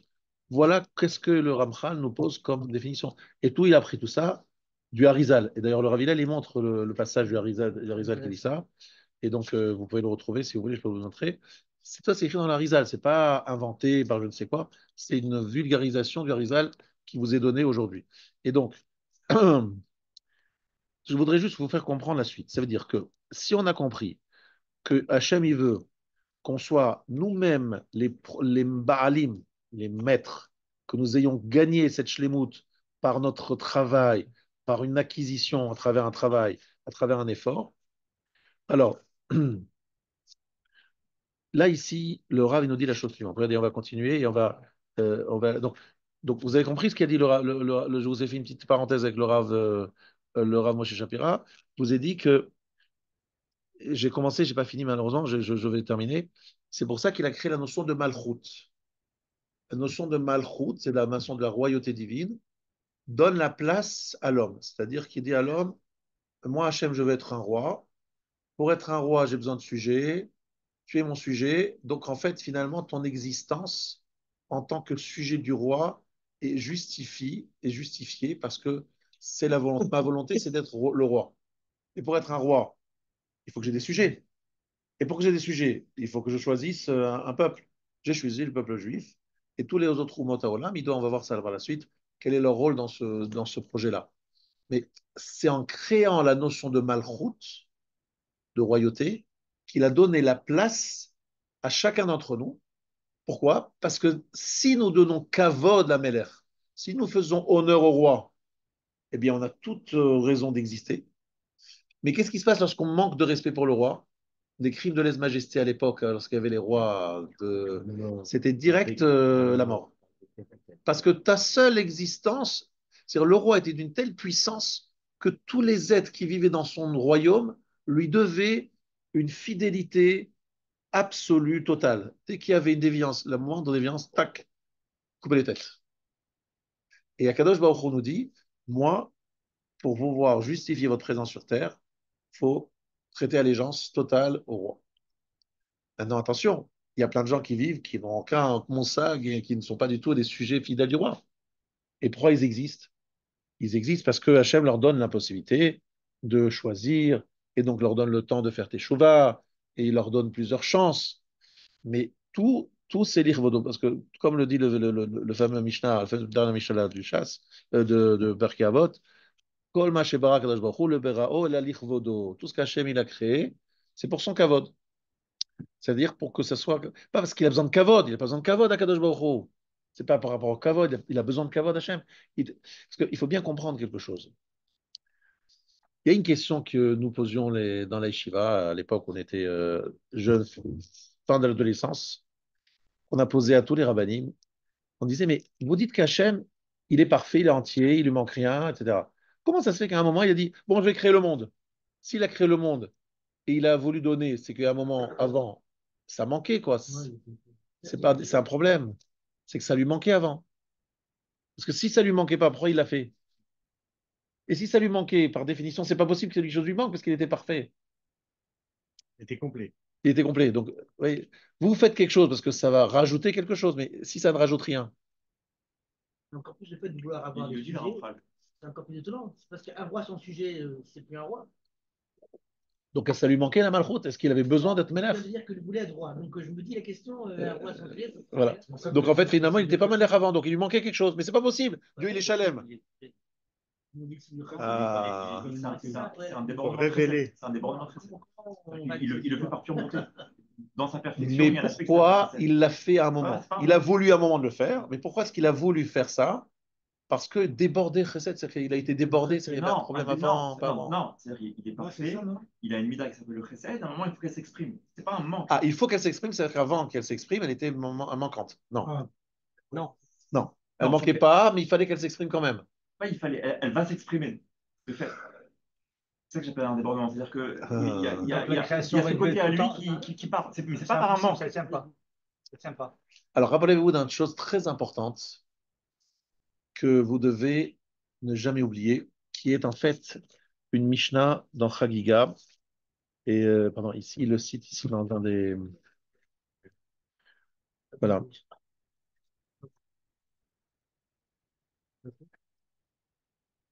Hmm. Voilà, alors ça, c'est un des sujets les plus délicats, hein, mais c'est important que vous le sachiez bien. Euh, c'est qu'en fait, il y a un passage qui dit Miktseh aret ad ketseh aret. Akadosh Baruch Hu nous a révélé ce qui va d'un bout de la terre à l'autre bout de la terre, mais pas ce qui est avant et pas ce qui est après. Qu'est-ce que ça veut dire? Vous avez raison de poser des questions et vous avez peut-être aucune réponse à attendre de moi, ni d'aucun rave, sur certaines questions. Et je peux même dire que sur certaines questions, je dois vous dire, vous n'avez pas le droit de poser la question. Les raisons de pourquoi Hachem a Pourquoi? Je vais vous expliquer pourquoi. Parce que si vous êtes très rigoureux dans votre réflexion philosophique, vous devez me dire pourquoi Hachem, il a créé l'homme de cette façon? Pourquoi il n'a pas créé autrement? Pourquoi il a voulu révéler le Tov? Pourquoi il a voulu... Vous avez plein de questions sur le pourquoi, parce qu'il aurait pu... Hachem, il avait plein d'options différentes, à part celle qu'il a choisie. Pourquoi? Là, je vous ai dit, Hachem, il a voulu révéler son bienfait, il a voulu donner la shlemut, et il a créé un homme avec des défauts, qui il a besoin d'être propriétaire, d'acquérir lui-même son sachar. Et tout ça, c'est Hachem qui l'a mis en place. Pourquoi il a créé un truc compliqué, machin? Fais un truc simple. Là, il y a tellement de déchets, tellement d'horreur et tellement de souffrance. Franchement, tu es Hachem, tu es parfait, fais un truc parfait. Tout de suite parfait. Je dis, oui, mais il faut qu'il y ait le libre arbitre. Mais fais en sorte qu'il n'y ait pas besoin de libre arbitre. Fais en sorte que la bienfait soit parfait, sans avoir besoin de mettre les gens dans des galères pareilles. Tu n'as pas de limite, toi, dans Hachem, dans ce que tu peux faire. Donc tu peux aussi imaginer ça. Par définition, Hachem n'a aucune limite à ce qu'il peut faire. Donc pourquoi est-ce qu'il n'a pas fait les choses d'une façon beaucoup plus sympathique et beaucoup moins pénible que celle que nous vivons? Hein, c'est la vraie question. Et quelle est la réponse à cette question? C'est qu'il n'y a pas de réponse sur le pourquoi Hachem il a fait comme ça. Pourquoi? Parce qu'en fait, je vous explique ça plusieurs fois, mais j'espère qu'un jour vous allez bien le comprendre. C'est pas grave, c'est pas grave si je le répète encore et encore. C'est que chaque fois que je posais cette question à mes rabbinim, ils m'ont dit le pourquoi ne nous a pas été révélé. Pourquoi? Parce qu'en fait, le pourquoi est lié à Hachem lui-même. Et Hachem lui-même, il est insondable. Insondable, voilà, insondable. Par définition, il est insondable. Ensof. Donc tu ne pourras jamais comprendre son calcul. Le seule image que je vous ai donnée plusieurs fois ici, je vous ai dit, imaginez-vous que vous voulez parler, vous êtes un employé, j'ai pensé à IBM, pour reprendre un exemple, ils sont 400 000 ou 500 000 dans le monde comme employés, et vous posez la question au patron d'IBM, vous dites, écoutez-moi, moi je suis à Paris, on a tel et tel rôle à faire, telle et telle chose à faire, vous allez m'expliquer, mais pourquoi on fait ça et pas autre chose? Il dit, écoutez, bien gentil, mais toi tu es à Paris, tu as un rôle à faire, tu te la fermes, tu fais ce que je t'ai dit de faire et c'est tout. Tu exécutes. Mais pourquoi vous m'expliquez pas, monsieur le président PDG? Réponse, c'est parce que moi j'ai 400 000 personnes, j'ai mis en place un système très complexe où chaque branche, j'ai pensé que chaque branche devait être à tel pays, avec telle compétence. Il y a énormément d'éléments qui font que j'ai pris cette décision. Si je devais t'expliquer toutes les raisons et toutes les origines, machin, ça prendrait des heures et j'ai pas le temps. J'ai 450 000, si j'explique à chacun des 450 000 pourquoi il est là et pas ailleurs, ben, je ne vais pas m'en sortir. Et en plus, tu ne comprendrais pas parce qu'il faudrait avoir une vue d'ensemble. Donc en fait, Akadosh Baruch Hu nous met dans une situation, si on devait lui poser la question, mais Hachem, dis-moi, franchement, la Shoah, on parlait de la Shoah, on n'aurait pas pu trouver un moyen d'éviter ça? Si tu es capable de tout, fais un système où ça n'existe pas, ce genre de choses. Fais un système où il n'y a pas de 7 octobre, où il n'y a pas d'acquisition, où il n'y a pas de pogrom. Si tu es tout capable de tout, pourquoi tu as fait les choses de toute façon? Alors tu me dis non, mais je vais expliquer parce que c'est quand même bon à la fin. Mais pourquoi ça sera bon à la fin, que ce soit bon tout le temps? Tu es parfait, tu fais quelque chose parfait. Par définition, tu es parfait. Et là, tu fais des choses bizarres. C'est dur dans cette question, elle est très dure. Alors je dis non, mais à la fin des temps, on comprendra. Mais d'accord, très bien. Mais pourquoi est-ce qu'on est obligé d'attendre la fin des temps? Pourquoi on est obligé de souffrir autant de temps? Pourquoi est-ce qu'on est obligé d'avoir des maladies? Pourquoi on est obligé d'aller des opérations? Pourquoi est-ce qu'il y a des gens qui meurent jeunes? Pourquoi est-ce qu'il y a tant de morts en ce moment en Israël? Pourquoi? Réponse, Bah, monsieur, Tékou, j'ai pas de réponse. Ah, monsieur le rabbin, démissionnez, démissionnez, vous savez pas, vous connaissez pas votre affaire. Vous voulez nous, voilà, dès qu'on pose une question un peu bonne, vous dites, je sais pas, et tournez, il n'y a pas de réponse, et au revoir, monsieur, et rentrez chez vous. Non, je dis pas rentrez chez vous, parce que je vous dis, il y a quelque chose que vous devez savoir. C'est qu'Akadosh Baruch Hu, il a quand même révélé ce que j'ai besoin de savoir en tant qu'homme, et volontairement, et pas seulement volontairement, c'est impossible qu'avec les éléments qu'il m'a donnés, mon corps qui est très limité, mon cerveau très limité, je puisse comprendre le pourquoi Hachem il a pensé ça. C'est impossible. C'est pas atteignable, je ne peux pas le montrer. Donc Hachem il m'a dit, ferme-la, accepte-la, ça va augmenter ton épreuve et augmenter ton mérite lorsque tu vas surmonter ce truc-là, et tu vas accepter que je ne t'ai pas révélé l'ensemble des choses. Ensuite, tu dois accepter qu'Hachem il veut révéler le Tov, qu'il est bien, qu'il veut faire du bien. Après, il n'a pas voulu faire Gvoura, ou accepte. Alors pourquoi on est là? Si on doit dire toujours oui, Amen, ben, on veut savoir exactement qu'est-ce qu'Hachem a révélé et où ça s'arrête. À tel point que l'Agmara dans Chagga dit Assour l'ishol, makodem, achor, qu'est-ce qu'il y avait avant, qu'est-ce qu'il y aura après, qu'est-ce que Hachem il a voulu, comment il a pensé, etc. Et chaque fois, le Rav Shari nous disait Vos aval nish vos. Quoi, mais pas pourquoi. Parce que si tu demandes pourquoi, je n'ai pas de réponse. Vous dites. Mais par contre, ce que je dois travailler, ce que je fais moi en tant que Rav, Rosh Hashiva, je vous explique qu'est-ce qu'Hachem il a dit exactement. Et ça demande beaucoup d'analyse pour mettre les limites. En ce moment, par exemple, on fait Shor, on fait Shomer, on fait. C'est quoi la limite du Gazlan, du Shomer, du Shomer Aveda? On doit bien définir les choses pour donner à chaque chose sa case. Ça demande beaucoup de travail. Mais pourquoi Hachem il a fait les choses comme ça? Il n'a pas considéré les choses autrement? J'ai aucune réponse. Je ne sais pas moi. Commentaires de la Torah, vous tous percus de cette information, c'est bien quand tu prends un livre, quand tu dis on fait la page de la semaine, tous les rachis, tous les commentaires que tu peux trouver, chacun s'est expliqué pourquoi Dieu a fait ça. Tous les commentaires pourquoi lui a fait ça? Tu me montres un commentaire qui explique. Mais toi-même, dans tes cours, tu le dis, ah, on a vu qu'il a fait ça, pourquoi il a fait ça, comme ça, c'est comme ça. À partir d'un certain stade, j'ai des explications. À partir d'un certain stade, c'est-à-dire à partir du moment où je suis dans le. En fait, Rabbi, lorsque je suis dans le cahier de charge, dans le travail qu'Hachem me demande, là, je dois expliquer qu'est-ce qu'Hachem m'a demandé exactement de faire. D'accord? Donc, pourquoi Hachem il m'a demandé de faire l'épisode? C'est le président du cahier de charge. Mais le pourquoi il a fait ce cahier de charge et pas un autre cahier de charge, ça, je sais pas. Et même et Abraham, Moshe, ils avaient la réponse ou même pas? Alors, moi, je pense qu'Abraham et Moshe comprenaient quand même un peu mieux que moi. Je pense, hein, je pense. Je pense. Mais Moshe, lorsqu'il a posé la question à Hachem, à un moment, Hachem lui a dit pas de réponse, monsieur Moshe. Mais Hachem lui a dit mais Moshe, il a dit à Hachem écoute, je suis quand même ton serviteur fidèle. Il dit si tu connais ça, tu meurs. Alors choisis, tu veux rester dans ce monde ou pas. C'est arrivé à une certaine. En fait, en clair, c'est que si on comprenait tout, on n'aurait plus libre arbitre. Et comme c'est caché, c'est fermé, ça laisse une place au libre arbitre. Je sais que c'est pénible, hein, ce genre de truc. Mais moi, ça fait des années que je vis avec ça. Ça fait des dizaines d'années que j'ai eu cette réponse. J'avais 17 ans, 18 ans lorsque j'ai réfléchi à ça. Et quelque part, mes profs m'ont dit, mes rabbins m'ont dit, tu n'auras pas de réponse là-dessus. Ne cherche pas, ne te dis pas, c'est parce que nous, on ne comprend pas, tu trouveras d'autres rabbins qui vont t'expliquer. C'est volontaire qu'Hachem n'a pas révélé à une certaine limite, à une certaine chose, il n'a pas révélé. Et c'est frustrant, je suis d'accord. Et c'est ça l'épreuve, avoir les mounards. Parce que lui, Hachem, pour comprendre l'intellect d'Hachem, ce serait plus Hachem. Il faut qu'il soit incompréhensible à nous. Si on le comprenait dans ces cas-là, il y aurait plus ces dimensions. Alors, c'est ça que tu dis. D'un côté, il faut qu'il soit au-dessus de nous, bien au-dessus de nous. Et d'un autre côté, il faut qu'on ait quand même un lien avec lui. Et ce lien avec lui, il faut quand même le créer. Alors, Hachem nous dit voilà, tu fais des mitzvot, tu prends des décisions, tu fais des efforts. Ça nous crée un lien entre toi et moi. Alors, on va peut-être continuer le texte si vous voulez bien. C'est très important, hein, tous ces sujets. C'est vraiment, on parle de choses fondamentales. Donc, je suis content qu'on les aborde, même si ce n'est pas facile. Alors,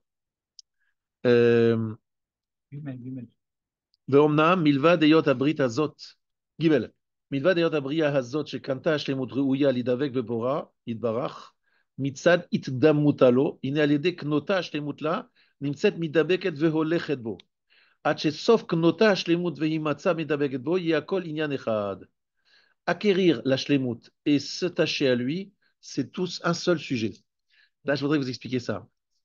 Ça veut dire le fait d'acquérir la shlemut, c'est-à-dire le fait qu'on se parfait tous les jours, en faisant des mitzvot, qu'on combat notre yitzhara, qu'on combat nos mauvaises midot, donc on acquiert une certaine shlemut. cette acquisition, cette démarche vers l'acquisition de la shlemut, évidemment très limitée à notre niveau, elle nous permet de nous lier à la shlemut d'Akadosh Baruch. Parce que nous sommes sur le chemin, en marche. D'accord? Nous sommes sur Im bechukotai telechu. C'est intéressant cette notion de halacha, qui veut dire alicha. Je vais vous donner un exemple très simple. Je vais encore une fois prendre un exemple du couple. D'accord? On a un homme, une femme. Très franchement, ils ne sont pas très, très proches en termes de nature. Ils ont une nature très différente. Et franchement, des fois, ils se disent, mais pourquoi on s'est mariés? Alors, le mari dit à sa femme, écoute, je pense que on va trouver, on va se rapprocher l'un de l'autre. De quelle façon? Je vais faire des efforts pour toi, et toi, tu vas faire des efforts envers moi. Donc, on va tous marcher l'un vers l'autre. Le fait de sentir que l'autre fait un effort, veut aller vers moi, même si on n'est pas très naturellement des copains, on n'aurait pas été des copains à l'école, quoi. On serait pas, parce qu'on est très différents, mais on va être touché par le fait que l'autre aille vers moi. C'est en fait un fait que je fais avec dans Shalom Bayit. Je vois ça très clairement. Je dis à monsieur, je dis à madame, d'accord, vous n'avez pas tellement de choses à vous dire, ça va, franchement, vous dites pourquoi vous êtes mariés, mais le fait d'aller l'un vers l'autre va tellement toucher l'autre que vous faites des efforts qu'à un moment, vous allez vous retrouver dans cette démarche d'aller vers l'autre.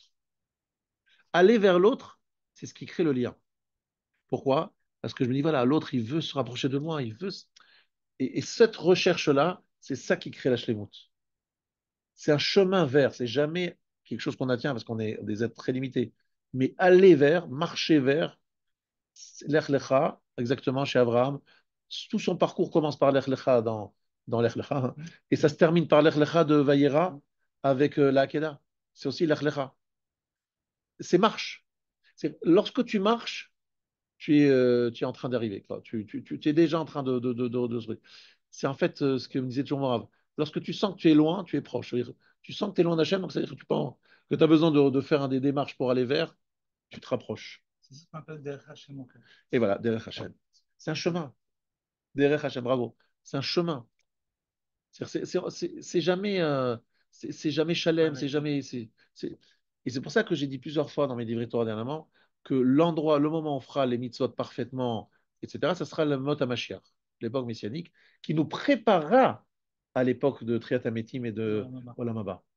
Parce que ici sur Terre, on n'arrive pas à faire les choses comme il faut. On est toujours en train de se dire on va faire mieux, on essaye de faire, on est sur le chemin, on fait des efforts. Voilà, c'est ça qu'on fait aujourd'hui. Mais on n'est pas en train de réaliser vraiment ce qu'il faut. Vous voyez ce que je veux dire? C'est intéressant parce que si on voit bien que Rabbi Yoshua dans le Tanoché Achnai, le Ouais. Hachem Imhi. Nous, Ouais. c'est notre travail ici, c'est de faire l'effort de comprendre. Exactement, de comprendre. On essaye. Ouais. Inekol ma sheu shlemut ena mityaches el alo ke'anaf el hashoresh. Tout ce qui est shlemut n'a de relation comme une branche vers la racine. Qu'afal al pi sheno magi la shlemut hashorashi, inehem shev betolada mimenu. Bien qu'il n'arrive pas vers le shlemut originel, il est la continuité. Écoutez bien, ça c'est extraordinaire cette image. C'est tout, oui. Hein. Tu as un arbre, Ouais. tu as une racine, et tu as l'arbre, et tu as la branche. Alors, entre la branche et la racine, il y a une longue distance, il y a tout le tronc. C'est énorme la différence. Mais qu'est-ce qu'on fait? C'est nous, par rapport au Hakadosh Baruch Hu, on est loin, loin de la racine. Mais c'est notre racine. Donc, qu'est-ce qu'on fait, nous? On se dit, bon, on est loin, mais on essaye de faire. Alors, par exemple, on essaye de faire certaines choses. Voilà, souvent, je vous dis ça. Faites au moins une tfila, ne regardez pas votre portable, et soyez totalement dans la tfila pendant quelques minutes. Faites quelque chose de shalem. Faites quelque chose de shalem au moment où vous étudiez, vous êtes totalement dedans. Essayez de faire des choses shalem, mais parcellaires. Il y a des moments dans la journée où je fais quelque chose de shalem. Qu'est-ce que vous faites de cela? Vous vous reliez à la racine. La racine, c'est quelque chose qui est entier. Vous faites quelque chose d'entier, mais bon, il y a quelques moments dans votre journée où vous êtes entièrement dedans. Mais c'est pas grave, vous avez écrit quelque chose de shalem. Vous avez tous la fameuse halakha. Lorsque vous avez un gros morceau de pain qui est coupé et une petite challah qui est entière, on sait tous qu'il faut d'abord faire la petite plutôt que la grande, parce qu'elle est coupée. Elle est entière. Parce que, non mais pourquoi? Non. La petite est entière, elle passe avant la grande qui est coupée. J'ai expliqué ça pourquoi. Parce que comme il faut se relier au shoresh, à la racine, comme la racine c'est quelque chose qui est shalem, entier, donc nous on doit avoir un lien avec ça. Donc on essaye de faire des choses, mais quelques petites choses ici et là, shalem, Et on se dit, en faisant cette chose-là, on se relie à la chose, à notre origine. Donc, pour autant, donc si Akadosh Baruch Hu dit, c'est ça que je veux, et nous on dit, non, je ne ferai pas ce que tu veux, Voilà, on se déracine. On est d'accord? voilà, exactement. Pourtant, dans ce Talmud, c'est ça que je voulais continuer. Le Exactement. Talmud chez l'Achnaï, Akadosh Baruch Hu dit, c'est ça là, comme Rabbi Eliezer.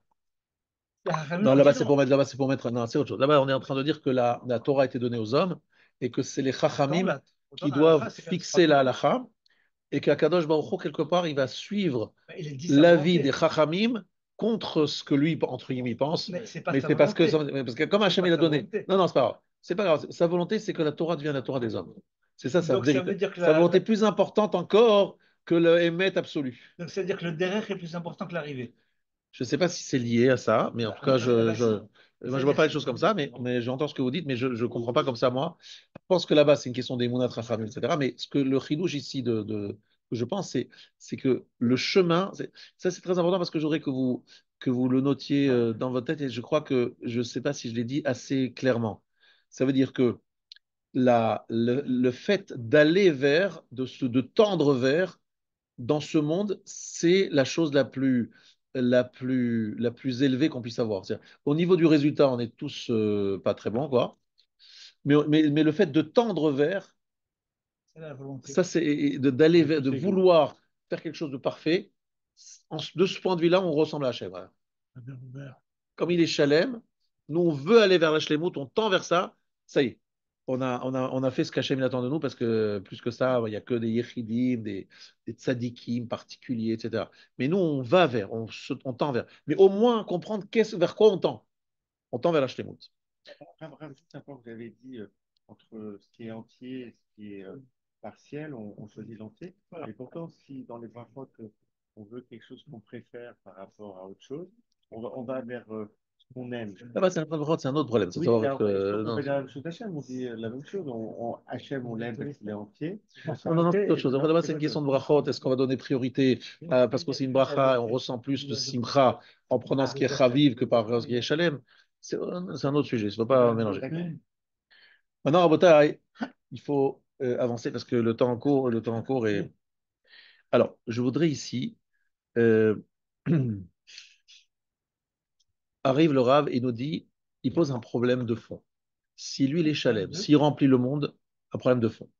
Comment c'est possible qu'il y ait le mal? Comment le mal existe? Comment le mal existe? Le mal est tout. Comment c'est possible qu'il y ait des hommes barbares? Comment c'est possible qu'il y ait des hommes qui sont... Comment c'est possible que le mal existe? Est-ce que c'est Hachem qui a créé le mal? Parce que vous avez compris que si lui, il est tellement bon, comment c'est possible de voir des êtres et des choses tellement mauvaises? C'est un problème de fond. Hein. Alors qu'elles viennent de lui. Alors qu'elles viennent de lui. Alors par définition, tout vient que de lui. Le mal est une entité relative. נראה כי השלמות האמיתי הינהו מציאותו יתברך וכל חיסרון אינו אלא העלם טובו יתברך והסתר פניו. העלם טובו, c'est-à-dire cacher sa bienfait et הסתר פניו, cacher sa face. Qu'est-ce que ça veut dire? Ça veut dire qu'Akadosh Baruch Hu, à un moment, il dit je me retire, je m'éloigne, je regarde ailleurs, je me masque. Alors, vous avez tous entendu parler de ces différents olamot. Entre Hachem et nous, il y a différents olamot. Pourquoi est-ce qu'Hachem se met cette distance entre les nous? C'est parce qu'il veut laisser la place au libre arbitre. Pour laisser la place au libre arbitre, il faut qu'il y ait le mal qui existe. Le mal n'existe pas si ce n'est par l'absence d'Hachem. Ce n'est pas quelque chose qui est une création, mais c'est son absence. Et donc, le mal existe parce que Hachem se voit la face, laisse la place au mal pour exister. Il se retire, en fait. C'est un tzimtzum, c'est un hesterpanim, ce qu'on appelle hesterpanim. Alors, c'est très intéressant parce que vous remarquerez que dans les relations humaines, ça se sent très bien. Quelqu'un qui est très souriant, très chaleureux, qui dégage énormément d'ondes positives, on a tous envie d'aller vers lui. On est tous attirés, tous, c'est rachamim, c'est chesed, etc. Quelqu'un qui fait la tête, qui regarde un drôle d'air, des yeux menaçants, etc. Hop, ou bien qui ne regarde pas, qui regarde par terre. Qu'est-ce que vous se passe? Vous sentez, vous voulez fuir. Oh là là, qu'est-ce qui se passe ici? C'est chez Shabbat, c'est Shabbat ici. Vous partez. Alors, Akadosh Baruch Hu, on a pris cette image, parce qu'il faut des images, parce qu'il faut des métaphores, sinon on ne comprend rien. Esther Panim et Harat Panim. Il y a deux périodes. Il y a des périodes où Akadosh Baruch Hu dit Meir Panim, ça c'est Shlomo Amelech, 40 ans de Shlomo Amelech. Et il y a des moments où il est Mastir Panim, il ferme là, il ferme là, il ferme. Rabbi Yehuda Hanassi, là, tout à l'heure j'ai vu, l'époque de Rabbi, c'était une période de Herat Panim, magnifique, période extraordinaire. Après les Asara Rogé Malchut, il y a eu 10 martyrs de la foi, hein. Rabbi Akiva et Rabbi Shmuel, tout cela. Rabbi, c'était un moment incroyable. Antoninus et Rabbi, les Romains qui apprécient les Juifs, qui admirent les Juifs, l'opulence de Rabbi, la reconnaissance de Rabbi, c'était le rave de tous les rabbins. Bref, une période extraordinaire, malheureusement extraordinaire. C'est ce qu'on appelle les Harat Panim. Et puis arrivent après les Rodifodes, les Romains qui pourchassent les Juifs, etc. C'est Esther Panim. Donc il y a Heharat Panim. Akadosh Baruch Hu, il s'est mis entre guillemets très haut pour laisser la possibilité entre guillemets, de se voiler, de s'éloigner, pour pouvoir laisser à l'homme Ça rentre le quand même truc. dans le critère de Enom Nibelo, quoi. Alors, il est partout. Il n'y a pas de force du mal. Il n'y a pas d'autre, parce que malheureusement, des gens qui voulaient dire, ah, donc ça veut dire qu'il y a les forces du mal et les forces du bien. Et tout cela n'est pas une émanation d'Hachem. Et là, c'est le problème. Deux Réchouillot. Qu'il y aurait deux autorités, deux forces, les forces du mal, les forces du... Non. Les forces du mal, c'est lorsque Hachem, il se retire, il s'éloigne, et alors, quelque part, des choses apparaissent qui sont voulues par Hachem, mais qui peuvent s'exprimer par une absence d'Hachem. Entre Il guillemets. part de comment il peut se retirer? Alors, il est partout, mais il se voile sa face, il se cache. Il se cache. Pourtant, on dit Yotzer, Or, Ovorera. La Beria est plus fondamentale, elle est plus en amont que la Alors, Yetzira. C'est-à-dire que le vous mal est posez plus une très bonne fondamental. question. C'est qu'effectivement, dans un des textes du Tanakh, on parle de Boré Ra. Il crée le mal. Ex nihilo. Et le Boré Bria, c'est un mot très fort. C'est ex nihilo, normalement. Mais Et donc, et effectivement, le mal a l'air d'être une création incroyable d'Akadosh Baruch Hu, qu'il a créé de toutes pièces. À quel moment il l'a créé, vous le savez, c'est le deuxième jour de la création, lorsque c'est écrit il a séparé les eaux, etc. C'est le moment-là, il a créé le Satan. Maintenant, même le Satan, c'est un malach. Donc, il paraît mal, mauvais, mais c'est jamais en fait quelque chose qui est totalement mauvais. C'est un chaliar, comme tu dis. C'est un chaliar qui paraît, etc. Donc, Akadosh Baruch Hu fait comme ça. En fait, je vais vous donner une image. Là, l'image est facile. Elle est très compréhensible. Vous savez très bien comment ça se passe. Vous avez un adolescent dans la maison. Alors, vous êtes toujours souriant, très sympa, etc. Bon, l'adolescent commence à faire des bêtises. Donc, vous, normalement, vous devez changer d'attitude. Vous devez faire la tête parce que ça va pas là. Il fait vraiment des bêtises. Donc, vous avez deux options. Soit vous venez lui dire, ça va pas, je suis pas content, ça suffit, arrête de faire ce que tu fais. Première option, mais là, vous risquez d'avoir un adolescent qui va prendre la poudre d'escampette.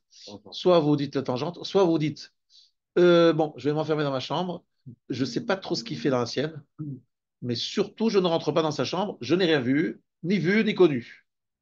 Ni vu, ni connu. Esther Panim, je me cache et je laisse l'adolescent faire ses bêtises. Il fait ses expériences, il fait ses bêtises, il fait tout ce qu'il a à faire, et à la fin, j'espère qu'il va revenir de lui-même. Akadosh Baruch Hu dit comme ça. Je viens, je dis au peuple juif, je leur envoie des prophètes. Je leur envoie 55 prophètes. 48 plus 7. 48 hommes et 7 femmes. C'est pas la parité, hein, excusez-moi. 48 plus 7. 48 hommes, 7 femmes. Et ils parlent, ils nous tapent dessus, ils nous font Attention, attention, nous vous prévenons. Rien à faire. Qu'est-ce qu'il fait à Kadosh Baruch Hu? Il détruit le Beth Amikdash. Bon. On reconstruit le Beth Amikdash. On a enlevé les Tzara d'Avodazara. Akadosh Baruch Hu dit bon, je les ai prévenus. Il y a Ezra toujours qui est là. Ils font tchouva. Magnifique. Et de nouveau, ils commencent à s'oublier. Il envoie les Grecs qui nous font des tsarot. Il y a le miracle de Hanouka. Il dit, ah bon, ça y est, Hachem est revenu. C'est sans arrêt des éloignements, des retrouvailles, des éloignements, des retrouvailles, parce qu'Hachem, il veut, d'un côté, nous pousser à faire tchouva, et à des moments, il faut qu'on s'avienne de nous-mêmes. On ne peut pas faire pour nous. Il faut qu'on soit suffisamment mature pour revenir nous-mêmes. Donc, il y a des moments où Akadosh Baruch Hu a l'air d'être absent, livré à nous, livré à nous-mêmes. Voilà. Le 7 octobre, vraiment, on avait l'impression qu'Hachem, il avait dit, bon, allez, écoutez, shalom, bye bye, je m'en vais là. Tac, il est parti. Il est parti, il a livré Israël à 6000 fous. C'est pas possible. Les gens étaient dans leur maison, ils disaient, mais où est Tzal, où est Tzal? Et moi, j'aurais dit, mais où est Hachem? Qu'est-ce qui se passe? Comment c'est possible? Je suis là, je suis menacé, j'ai peur, mais où est Hachem? D'autres ont dit, où est Tzal? Bon, et ça revient au même. Parce qu'aujourd'hui, de plus en plus, se révèlent des choses incroyables, qui savaient, qui avaient des comptes rendus précis, qu'ils avaient entendu. C'est inimaginable, comme si Hachem avait bloqué leur réaction. Ils savent, ils font pas. On entend, mais on réagit pas. C'est pas possible. Voilà, non, ils ont vu, non, c'est plus que ça. Ils ont vu, le Shabbat a dit attention, il va y avoir, c'est prévu, et on ne réagit pas. On continue à vivre. Qui a été endurci, quoi, par. C'est incroyable. Si Hachem avait bloqué quelque chose dans leur cerveau, on sait, mais on ne fait pas. Mais on n'a pas vu. C'est incroyable ce qu'on a vu. C'est comme un guilouille incroyable d'Esther Panim. J'ai jamais dit, j'ai un décret, il faut que ça se passe. Donc je fais quelque chose qui est contre la nature. C'est un S incroyable dans le. Pas un S qui est un autre bienfait, un S de rat. Mais un S de rat qui va finalement, sera un jour compris comme le bien. Mais on ne sait pas pourquoi, mais un jour ça comprendra. Donc ça s'appelle Esther Panim. Il ferme. Voilà, je regarde d'ailleurs, je regarde. Voilà. Mais ça pose d'autant qu'il y a de l'injustice derrière. Il n'y a pas d'injustice. Akadosh Baruch Hu, il décide de laisser la place au Mazal, et souvent notre Mazal, il n'est pas très. Voilà, moi, je me retire et il se débrouille. Mais je fais ça pour une bonne raison. Je veux pour dire vraiment une bonne raison. Mais je me retire. En me retirant, voilà, il arrive des catastrophes. Malgré tout ça, il n'est pas vraiment retiré. Parce que tu as dit, et en plus, il ne s'est pas totalement retiré. D'un côté, il y a eu des miracles, il y a eu des choses incroyables. Mais il s'est retiré un peu, on va dire. Au moins un petit peu, au moins un peu, il s'est retiré. Voilà. Donc, Esther Panav, la Siba, le Chol Chisaron. Lorsqu'il y a Esther Panim, c'est l'origine et la raison de tous les manquements. Esther, car Chisaron Animshach Menu. Selon le niveau du Esther, de cette cachette, cet effacement, ainsi il y aura un Chisaron.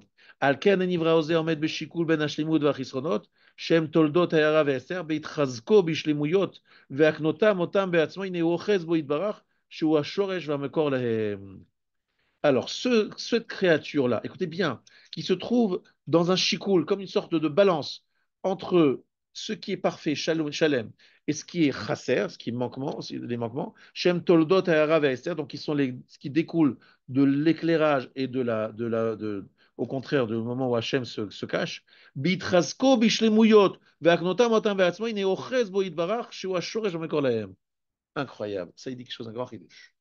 Lorsque l'homme prend les choix, les bons choix, fait les bons choix, et il se renforce, alors qu'il y a plein de esterpanim, tout est caché, et lui, il y va, il dit non, je suis ma amine, et non, je vois l'étincelle divine, et je vois même dans le rocher cette étincelle, qu'est-ce qu'il fait à ce moment-là?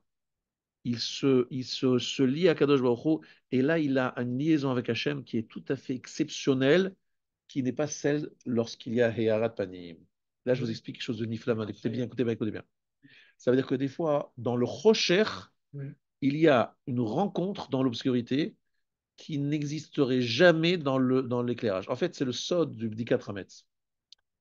En fait, il fait sombre, lorsque c'est la nuit du Seder, c'est la nuit. Et pourtant, on fait le Seder la nuit.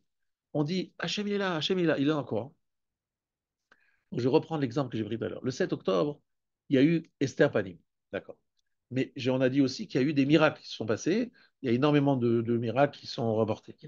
Celui qui voit le miracle à ce moment-là, il dit, mais Hachem, même tout en étant dans la Esther Panim, il a quand même pensé à nous, il nous a aidés, il nous a sauvés.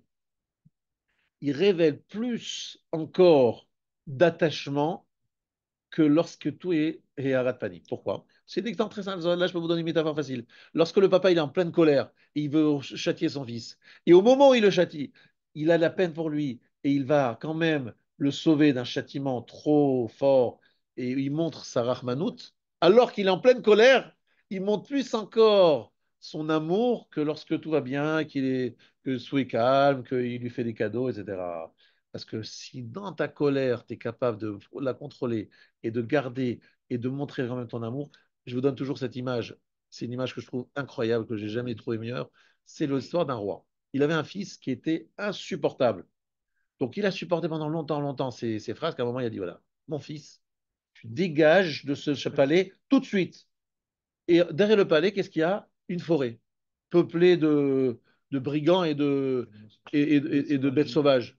Et comme en plus c'est un prince qui a toujours été habitué au confort et au luxe, il est extrêmement effrayé. Il est livré à lui-même. Bon, alors en plus, il rencontre devant lui une panthère. Ouh là là, elle va me manger tout cru, là, celui-là. Et au moment où la panthère va bondir sur lui, il y a une flèche qui arrive de je ne sais où et qui tue la panthère. Et ainsi de suite. Il rencontre des bêtes sauvages et chaque fois, dernière minute, et finalement, il comprend qu'il y a le père, il a envoyé un détachement pour le surveiller sur lui. Et à ce moment-là, il dit, mais papa, il m'adore. Même au moment où il m'a renvoyé, il a pensé à envoyer un détachement pour me suivre. Et donc l'enfant, il revient chez son papa, il dit, papa, je vois que tu m'aimes vraiment, tu m'adores. La preuve, c'est que dans ta colère, tu m'as protégé. Dans ta colère. Et donc là, l'enfant ressent pour plus la présence d'Hachem. C'est ce qui s'est passé exactement pendant la Shoah. Ceux qui étaient des mains minimes ont dit que dans la Shoah, dans le camp de concentration, ils ont ressenti un lien avec Hachem qu'ils n'ont jamais ressenti, ni avant ni après. C'est très difficile à entendre ce que je dis, mais celui qui dans le rocher absolu, les petites étincelles, vous savez, c'est ce que Yosef il a ressenti. Il est vendu par ses frères. Il est en train de se déplacer sur Ochat Ishmaelim et dit, tiens, il y a du parfum alors qu'il devrait y avoir du goudron. Ah, Hachem, il est là. Hachem, il me fait un petit sourire. Il est là. Et il sent une proximité avec Hachem à ce moment-là, incroyable. Ça, c'est ça qu'il faut comprendre ici. Tout le sens de schéma la nuit. Voilà, le schéma de la nuit. Je vous ai dit que le céder la nuit, etc. Ça, c'est Yaakov Avinu, Vaïdga Bamakom. Et ça, c'est ce qu'il est en train de dire. Lorsqu'en ce moment-là, on s'attache à la présence d'Hachem dans le Esther, alors là, on se rapproche encore plus d'Akadosh Baruch Hu qu'à un autre moment. Voilà, Rabota, est ce que je voulais vous transmettre aujourd'hui. Rendez-vous.